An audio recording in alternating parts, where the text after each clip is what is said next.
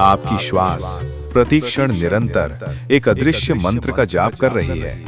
ये मंत्र न तो किसी किताब में लिखा है, न ही किसी गुरु को सीखना पड़ता है। ये तो आप पैदा होते ही लेकर आते हैं। हर सांस के साथ, हर धड़कन के साथ आपका शरीर एक दिव्य नाम का उच्चारण कर रहा है, लेकिन आप सुनते नहीं हैं। आप इतने भागते हैं, इतने व्यस्त हैं, इतने शोरगुल से घिरे हैं कि आपने कभी ये नहीं सुना कि आपके भीतर क्या बज रहा है। और जब तक आप नहीं सुनते, तब तक आप इस महान रहस्य से वंचित रहते हैं। आज हम खोलने वाले हैं वो सबसे बड़ा रहस्य जो हजारों साधकों को मुक्ति का मार्ग दिखा चुका है। वो रहस्य जो न केवल आपके जीवन को बदल सकता है, बल्कि आपको सदा के लिए स्वतंत्र कर सकता है। अगर आप जानना चाहते हैं कि आपकी श्वास में कौन सा दिव्य नाम गूंज रहा है, कौन सा परमात्मा का मंत्र छिपा है, तो इस वीडियो को पूरा जरूर देखिए, क्योंकि जो ज्ञान आज मिलने वाला है वो आपके जीवन को हमेशा के लिए बदल सकता है। ये ज्ञान हजारों साल पुराना है, लेकिन आज भी उतना ही जीवंत है, उतना ही शक्तिशाली है। अजपा जप, ये दो शब्द ही सारे रहस्य को समेटे हुए हैं। अ मतलब बिना और जपा मतलब जाप, यानी बिना किए गए जाप को अजपा जप कहते हैं। बिना किए हुए, क्योंकि ये जाप तो पहले से ही चल रहा है। ये आपके नियंत्रण में नहीं है, ये प्रकृति के नियमों पर निर्भर है। महर्षि गोरक्षनाथ, जिन्होंने नाथ परंपरा की स्थापना की थी, उन्होंने इस साधना को सबसे उच्चतम योग माना है।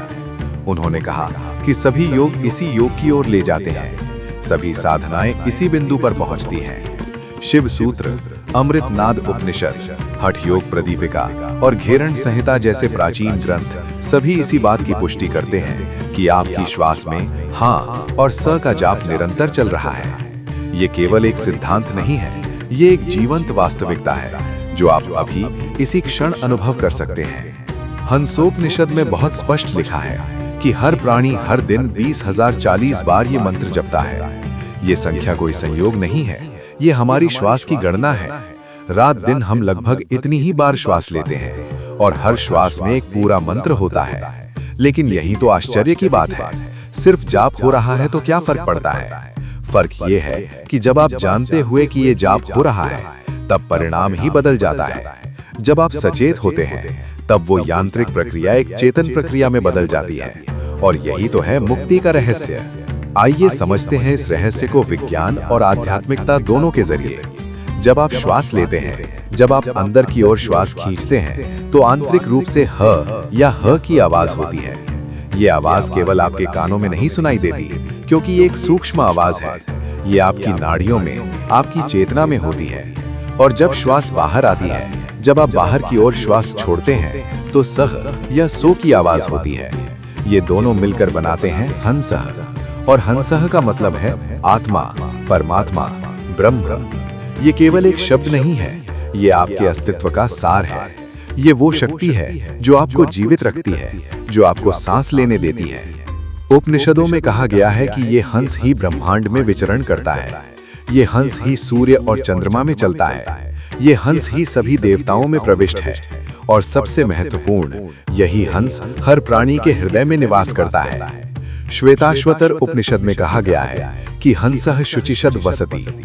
हंस यानी आत्मा पवित्र स्थान में रहता है। और वो पवित्र स्थान क्या है? वो आपका अपना हृदय है। जो इस हंस को पहचान लेता है, वो सब कुछ जान लेता है। जो इसी में लीन हो जाता है, उसे फिर कुछ भी खोना नहीं रह जाता, वो तो परिपूर्ण हो जाता है। लेकिन यही तो गहरा रहस्य है, और यही हमें फिर से जगाना पड़ता है। सिर्फ श्वास का जाप पर्याप्त नहीं है। बहुत से लोग सोचते हैं कि अगर श्वास ही मंत्र है तो सभी तो मुक्त हो जाते, लेकिन ऐसा नहीं होता, क्योंकि अधिकांश लोग ये जाप अचेतन रूप से करते हैं। जब आप अपनी सांस को सजगता पूर्वक सुनने लगते हैं, जब आप हर सांस में राम या हरि या सोहम का नाम खोजने लगते हैं, जब आप अपनी चेतना को इस नाद में केंद्रित करते हैं, तो वो यांत्रिक जाप एक चेतन जाप में रूपांतरित हो जाता है।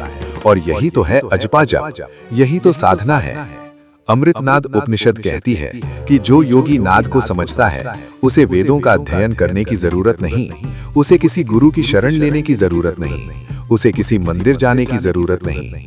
नाद ही सब कुछ है, नाद ही सत्य है, नाद ही ब्रह्म है। और ये नाद कहाँ है? आपकी श्वास में, आपके हृदय की गति में, आपके मेरुदंड में। वास्तव में ये नाद सर्वत्र है, लेकिन जो व्यक्ति इसे सुनता है वो अपने भीतर केंद्रित हो जाता है। इसलिए नाद परंपरा के सिद्ध कहते हैं कि सुरति योग, प्राण योग, नाद योग और नादानुसंधान सब कुछ अजपा जप में समाहित है। ये एक ही बीज से सब कुछ निकलता है।